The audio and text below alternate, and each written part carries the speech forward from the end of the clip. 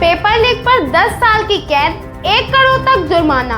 केंद्र ने लागू किया कानून, जाने नकलची छात्रों पर क्या होगा action. Anti paper leak law, सार्वजनिक परीक्षा अनुचित संसाधनों की रोकथाम अधिनियम 2024 के अंतर्गत आने वाले अपराध गैर जमानती होंगे। डीएसपी पुलिस उप अधीक्षक या एसपी सहायक पुलिस आयुक्त रैंक का अधिकारी अधिनियम के तहत किसी भी अपराध की जांच कर सकते हैं। इसके अंतर्गत केंद्र सरकार के पास किसी भी जांच को केंद्रीय एजेंसी को सौंपने की शक्ति है।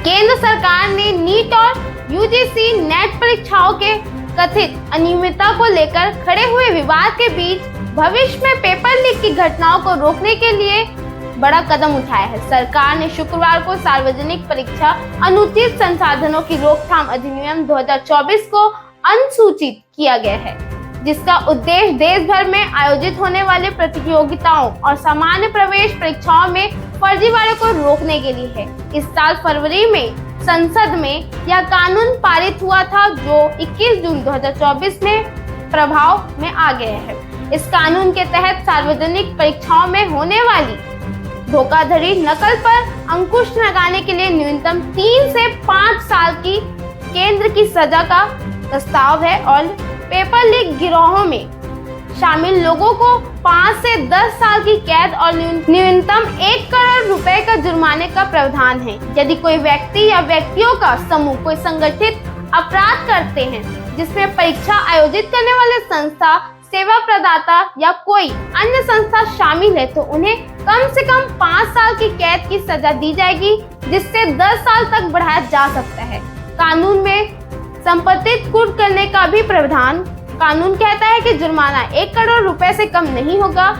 किसी संस्थान के संगठित पेपर लीक अपराध में शामिल पाए जाने पर उसकी संपत्ति कुर्क करना और जब्त करने का भी प्रावधान कानून में है और परीक्षा की लागत भी उस संस्था से वसूली जाएगी। हालांकि यह कानून परीक्षा में उपस्थित होने वाले उम्मीदवारों को दंडात्मक प्रावधानों से बचाता है। अगर कोई अभ्यर्थी परीक्षा के दौरान अनुचित संसाधनों का उपयोग करता हुआ पकड़ा जाता है, तो उसके खिलाफ परीक्षा आयोजित करने वाली संस्था के प्रावधानों के अनुसार कार्रवाई होगी।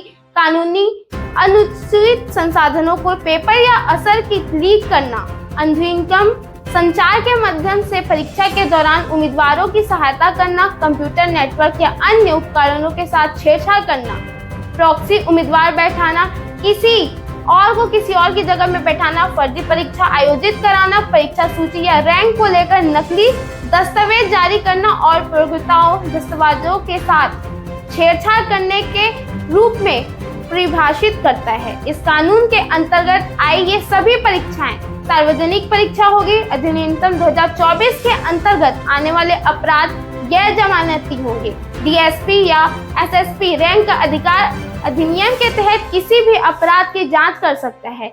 इससे अतिरिक्त केंद्र सरकार के पास किसी भी जांच को केंद्रीय एजेंसी को सौंपने की शक्ति है।